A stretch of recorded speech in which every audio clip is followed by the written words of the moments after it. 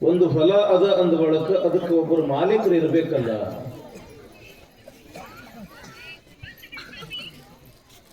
ಈ ತೋಟದ ಮಾಲೀಕರು ಒಬ್ಬರಲ್ಲ, ಇಬ್ಬರು.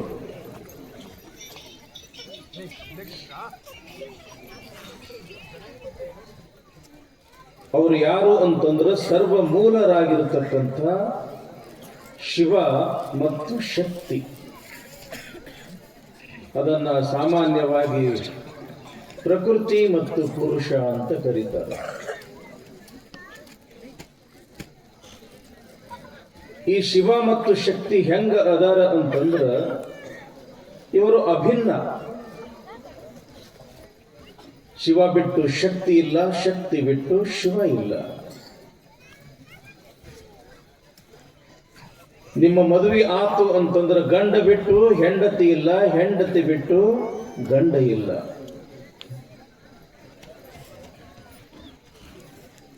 ದೇಹಗಳು ಬೇರೆ ಬೇರೆ ಆದರೂ ಕೂಡ ಭಾವ ಒಂದೇ, ಮನಸ್ಸು ಒಂದೇ, ಹೃದಯ ಒಂದೇ.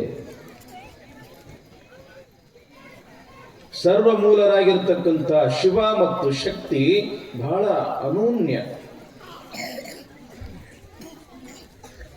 ಕವಿರತ್ನ ಕಾಳಿದಾಸ ಹೇಳ್ತಾರಲ್ಲ, ವಾಗರ್ಥಾವಿವ ಸಂಪೃಕ್ತವು ವಾಗರ್ಥ ಪ್ರತಿಪತ್ತಯೇ ಜಗತಃ ಪಿತರವು ಒಂದೇ ಪಾರ್ವತಿ ಪರಮೇಶ್ವರವು.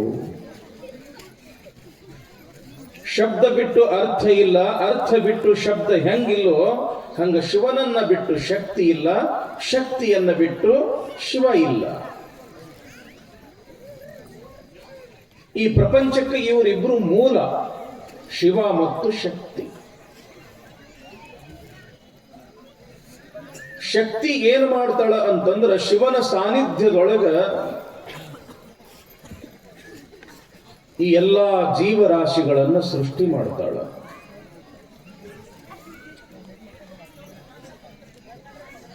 ಯಾವಾಗ ಈ ದೇಹಗಳನ್ನ ಸೃಷ್ಟಿ ಮಾಡ್ತಾಳ ಶಕ್ತಿ, ಆವಾಗ ಶಿವ ಏನು ಮಾಡ್ತಾನಂತಂದ್ರ ಆ ದೇಹದೊಳಗ ಒಂದು ದೀಪ ಇಟ್ಟು ಈ ಪ್ರಪಂಚಕ್ಕೆ ಕಳಿಸ್ತಾನೆ.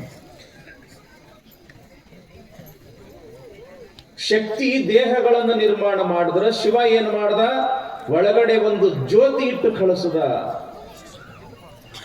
ಒಂದು ಬೆಳಕು ಇಟ್ಟು ಕಳಿಸದ. ತೋಟವ ಬಿತ್ತಿದರು ಎಮ್ಮವರು, ಕಾಹ ಕೊಟ್ಟರು ಜವನರು. ಕಾಹ ಕೊಡುವುದು ಅಂತ ಹೇಳಿ ಕರೀತಾರೆ.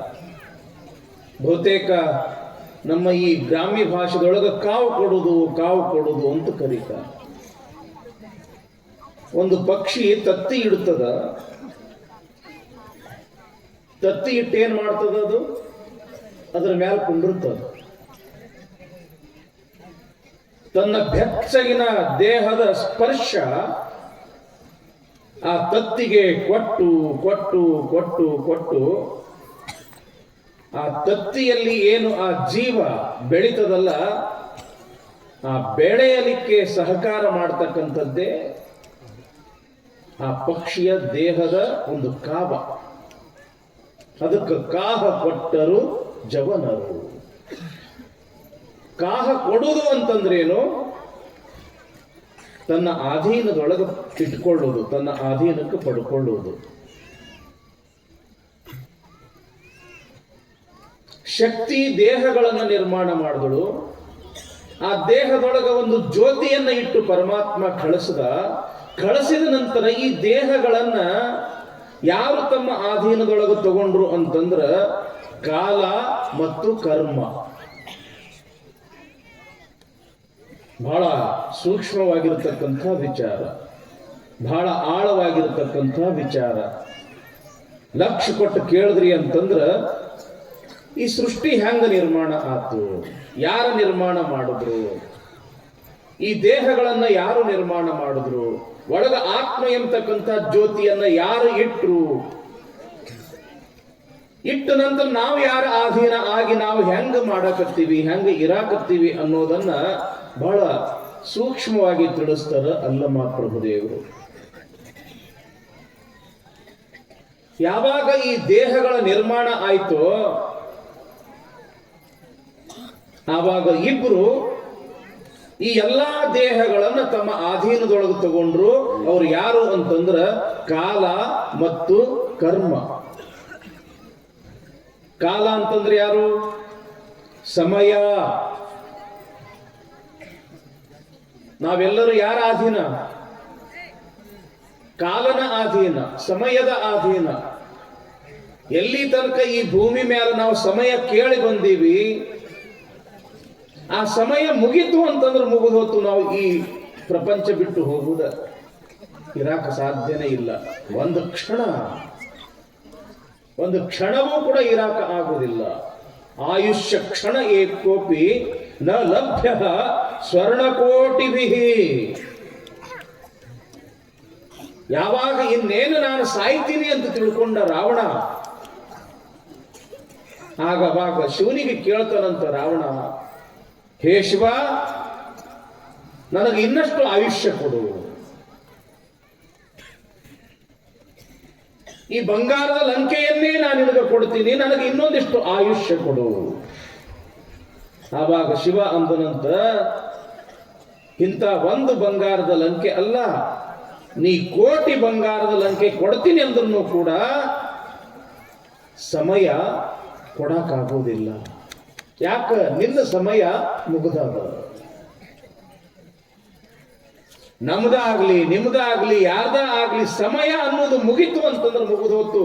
ಯಾಕ ಅಂತಂದ್ರ ನಾವು ಯಾರ ಅಧೀನ ಅದೀವಿ? ಸಮಯದ ಅಧೀನದೊಳಗೆ ಅದೀವಿ ನಾವು. ಕಾಲ ಎಂತಕ್ಕಂಥದ್ದು ಏನು ಮಾಡ್ತಾನ ಅಂತಂದ್ರ, ಯಾವಾಗ ಗರ್ಭದೊಳಗ ಶಿಶು ಬೆಳೀತದ, ಏನು 7-8 ತಿಂಗಳಿಗೆ ಆ ಮಗುವಿಗೆ ಒಳಗ ಪ್ರಾಣ ಅನ್ನೋದು ಬರ್ತದ. ಯಾವಾಗ ಪ್ರಾಣ ಅನ್ನೋದು ಬಂತು, ಆ ಮಗುವಿಗೆ ಇಷ್ಟು ಆಯುಷ್ಯ ಅಂತ ಬರೆದು ಬಿಟ್ಟಾವ ಕಾಲ ಅನ್ನವ. ಒಂದು ದಿನ ಬರೆದಿರ್ಬಹುದು, ಒಂದು ತಿಂಗಳು ಬರೆದಿರ್ಬಹುದು, 1 ವರ್ಷ, 10 ವರ್ಷ, 100 ವರ್ಷ. ಈ ದೇಹಗಳು ಏನಾದವು ಅಂತಂದ್ರೆ ಕಾಲನ ಅಧೀನ ಆಗಿಬಿಟ್ಟು.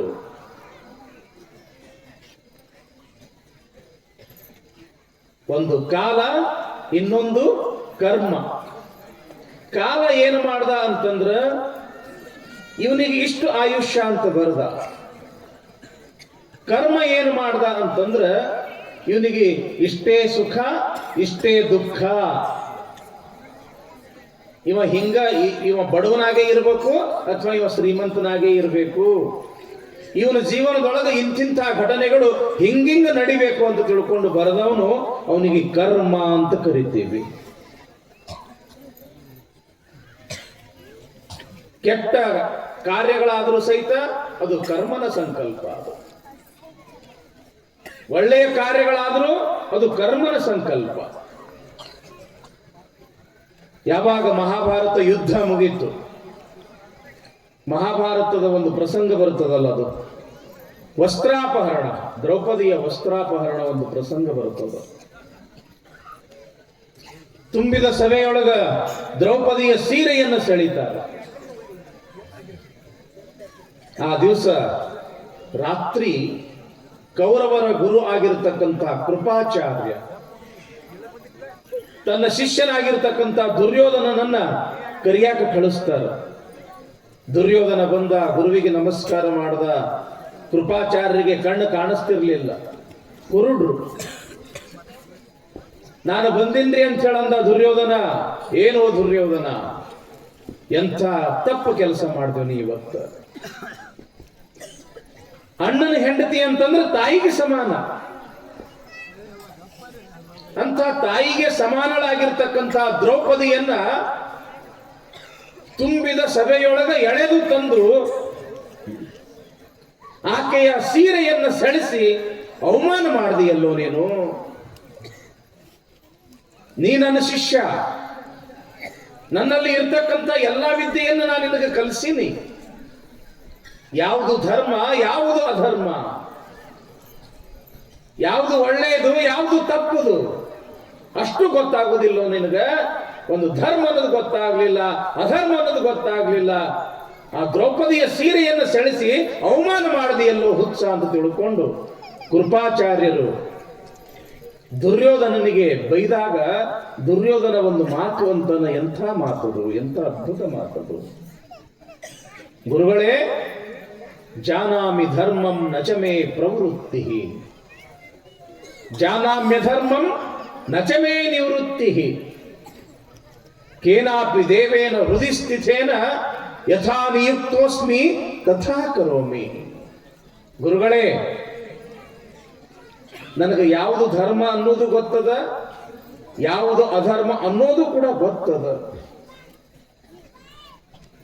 ತಾಯಿಗೆ ಸಮಾನಳಾಗಿರ್ತಕ್ಕಂಥ ದ್ರೌಪದಿಯನ್ನ ತುಂಬಿದ ಸಭೆಯೊಳಗೆ ಕರೆದು ತಂದು ಸೀರೆಯನ್ನ ಸೆಳೆಸಿ ಅವಮಾನ ಮಾಡಿದ್ದು ಅದು ತಪ್ಪು ಅನ್ನೋದು ನನಗೆ ಗೊತ್ತದ. ಆದ್ರೆ ನಾ ಏನ್ ಮಾಡ್ಲಿ, ನನ್ನ ಕೈಯಾಗ ಏನದ? ಯಾವುದೋ ಒಂದು ಶಕ್ತಿ ನನ್ನ ಒಳಗೆ ಕುಂತು ಹಂಗ ಮಾಡ್ಸಕತ್ತದ, ಅದಕ್ಕೆ ನಾ ಮಾಡಾಕತ್ತೀನಿ, ನನ್ನ ಕೈ ಒಳಗೆ ಏನೂ ಇಲ್ಲ ಅಂತನ ದುರ್ಯೋಧನ. ಅದು ಅಷ್ಟೇ ಸತ್ಯವೂ ಕೂಡ. ಹಣೆ ಬರದೊಳಗೆ ಏನೇನು ಬರ್ತದ ಎಲ್ಲ ಆಗಬೇಕ. ಯಾಕ? ನಾವು ಕಾಲ ಮತ್ತು ಕರ್ಮದ ಅಧೀನ. ಏನಪ್ಪ ಅವ್ರ ಹಣೆ ಬರದಾಗ ಇದ್ದಂಗ ಆಗ್ತದ. ಕಟ್ಟು ಕಡಿ ಮಾತಿದು. ಬಸವಣ್ಣವ್ರು ಏನೆಲ್ಲ ಮಾಡಿದ್ರು ಕಡಿಗೆ ಒಂದು ಮಾತಂತಾರ ಅವರು, ಬಾರದು ಬಪ್ಪದು, ಬಪ್ಪುದು ತಪ್ಪದು ಕೂಡಲ ಸಂಗಮ ದೇವ. ನಮ್ಮ ಹಣೆ ಬರದಾಗ ಒಳ್ಳೇದು ಬರೆದಿತ್ತು ಒಳ್ಳೇದಾಗ್ತದ, ಕೆಟ್ಟದ್ದು ಬರೆದಿತ್ತು ಅದು ಕೆಟ್ಟದಾಗ್ತದ. ಯಾಕ ಅಂತಂದ್ರ ಕಾಹ ಕೊಟ್ಟರು ಜವನರು. ನಮ್ಮ ಕೈ ಒಳಗೆ ಏನು ಇಲ್ಲ. ಕಾಲ ಎಷ್ಟು ವರ್ಷ ಆಯುಷ್ಯ ಬರದಾನ ಅಷ್ಟು ಇರುವುದದ. ಕರ್ಮ ಏನು ಸುಖ ದುಃಖ ಬರದಾನ ಅದನ್ನ ಅನುಭವಿಸೋದಷ್ಟ ಅದ. ನಿತ್ಯವಲ್ಲದ ಸಂಸಾರ ವೃಥಾ ಹೋಯಿತ್ತಲ್ಲ.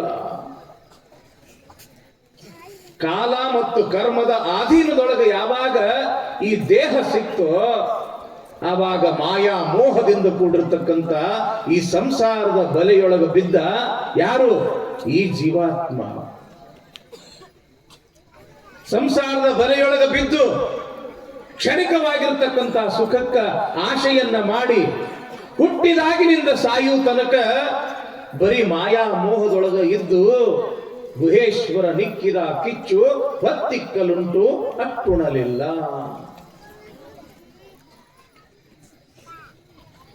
ಕೇವಲ ಸಂಸಾರದ ಮಾಯಾಮೋಹದೊಳಗೆ ಇದ್ದು ಹೋಗಕ್ಕ ಈ ಜೀವ ಈ ಭೂಮಿ ಮೇಲೆ ಬಂದಿಲ್ಲ. ಯಾವಾಗ ಶಕ್ತಿ ಈ ದೇಹಗಳನ್ನು ನಿರ್ಮಾಣ ಮಾಡಿದಳು ಅವಾಗ ಏನ್ ಮಾಡಿದ್ದ ಶಿವ? ನಮ್ಮ ಒಳಗ ಒಂದು ಬೆಳಕು ಇಟ್ಟು ಕಳಿಸಿದ್ದ, ಒಂದು ಜ್ಯೋತಿ ಇಟ್ಟು ಕಳಿಸಿದ್ದ, ಜ್ಞಾನ ಅನ್ನೋ ದೀವಿಗೆಯನ್ನು ಇಟ್ಟು ಕಳಿಸಿದ್ದ. ಆದ್ರೆ ಮನುಷ್ಯ ಏನು ಮಾಡ್ದ ಅಂತಂದ್ರ ಆಸ್ತಿ ಅಂತಸ್ತು, ಗಂಡ ಹೆಂಡತಿ, ಮಕ್ಕಳು, ಮಾಯಾ ಮೋಹ, ಈ ಮೋಹದೊಳಗೆ ಬಿದ್ದು ಪರಮಾತ್ಮ ನನ್ನ ಒಳಗೊಂದು ಜ್ಯೋತಿ ಇಟ್ಟು ಕಳಿಸನಲ್ಲಪ್ಪ. ಆ ಜ್ಯೋತಿಯನ್ನು ನಾನು ಬೆಳಗಿಸ್ಕೋಬೇಕು.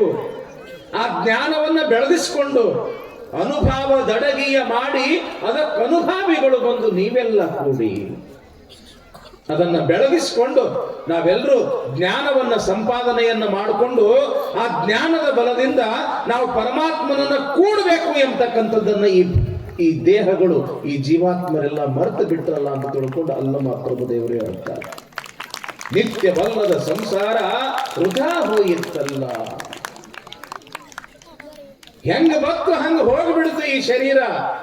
ಈ ಭೂಮಿಗೆ ಬಂದಿದ್ದು ಹೆಂಗ ಬಂದಿತ್ತು ಹಂಗ ಹೋಗಕ್ಕಲ್ಲ. ಏನಾದರೂ ಕೂಡ ಜ್ಞಾನವನ್ನ ಸಂಪಾದನೆ ಮಾಡಿಕೊಂಡು ಪುಣ್ಯವನ್ನ ಸಂಪಾದನೆ ಮಾಡಿಕೊಂಡು ಹೋಗಾಕ ಈ ಶರೀರ ಈ ಭೂಮಿ ಮೇಲೆ ಬಂದದ. ಒಂದು ಕಥೆ ಹೇಳಿ ನಿಮಗ. ಒಬ್ಬ ಕಳ್ಳ ಕುದುರೆ ಕದ್ದ.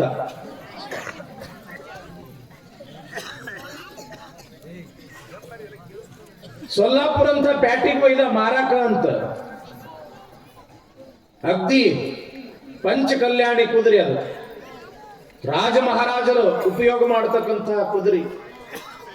ಆ ಕುದುರೆ ನೋಡಿ ಏನು ಕಿಮ್ಮತ್ತಿನ ಕುದುರೆ ಅದ, ನಾ ತಗೋಬೇಕು ನೀ ತಗೋಬೇಕು ಅಂತ ತಿಳ್ಕೊಂಡು ಹಂಗ ಬರ್ತಿದ್ರು. ಏನೋ ತಮ್ಮ ಕುದುರೆ ಕಿಮ್ಮತ್ತೇನು.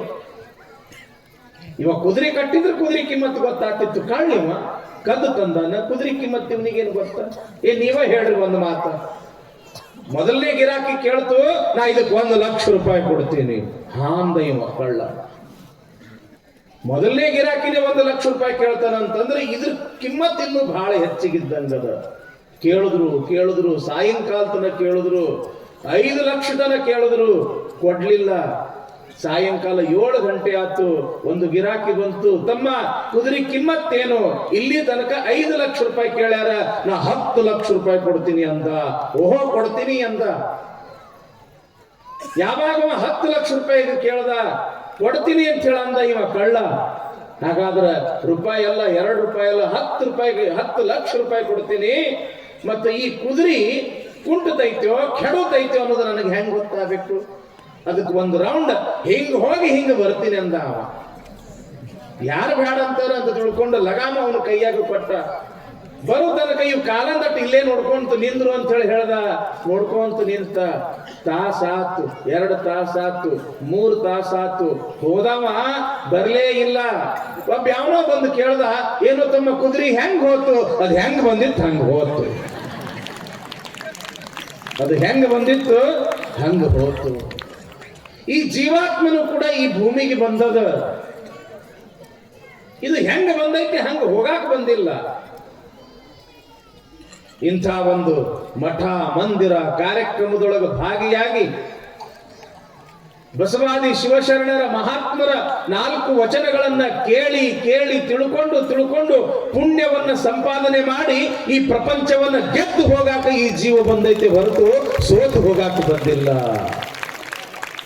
ಮಾಯಾ ಮೋಹಕ್ಕೆ ಸೋತು ಹೋಗಾಕ ಬಂದಿಲ್ಲ, ಮಾಯಾ ಮೋಹವನ್ನ ಗೆದ್ದು ಹೋಗಾಕ ಬಂದದ. ಅದಕ್ಕಂತರ ಅಲ್ಲಮ ಪ್ರಭುದೇವರು ಗುಹೇಶ್ವರ ನಿಕ್ಕಿದ ಕಿಚ್ಚು ಹೊತ್ತಿಕ್ಕಲುಂಟು ಅಟ್ಟುಣಲಿಲ್ಲ. ಮನ್ಯಾಗ ಅಡಿಗೆ ಮಾಡ್ಕೋಬೇಕಾಗಿತ್ತು ಅಂತಂದ್ರೆ ತಂಗಿ ಎಷ್ಟು ಬೇಕವ ಬೆಂಕಿ? ಒಂದು ಕಡ್ಡಿ ಹಿಂಗ ಗೀರಿದ್ರೆ ಸಾಕು, ಈಟ ಬರ್ತದ. ಅದು ಉರಿ ಕಡ್ಡಿಗೊಂಡು ಎಷ್ಟು ಬರ್ತದ ಉರಿ? ಅದು ಈಟ ಬರ್ತದ. ಆ ಈಟ ಉರಿ ತಗೊಂಡು ಅದನ್ನ ಬೆಳೆಸ್ಕೊಂಡು ಒಂದು ಶೇರ್ ಅಕ್ಕಿ ಅನ್ನನೂ ಮಾಡಬಹುದು, 1 ಕ್ವಿಂಟಲ್ ಅಕ್ಕಿ ಅನ್ನನೂ ಮಾಡಬಹುದು, 100 ಕ್ವಿಂಟಲ್ ಅಕ್ಕಿ ಅನ್ನನೂ ಕೂಡ ಮಾಡಬಹುದು. ಬೆಂಕಿ ಸ್ವಲ್ಪ ಅದ, ಆದ್ರೂ ಬೆಳೆಸ್ಕೋಬೇಕಂತಾರ. ಇಲ್ಲಿ ಒಳಗ ಜ್ಞಾನ ಅನ್ನೋದು ಕೊಟ್ಟ ಕಳಿಸ್ಬಿಟ್ಟ ನಾವು ಪರಮಾತ್ಮ. ದೀಪ ಇಟ್ಟ ಕಳಿಸ್ಯಾನ. ಅದನ್ನ ಇಂಥ ಪಾಠ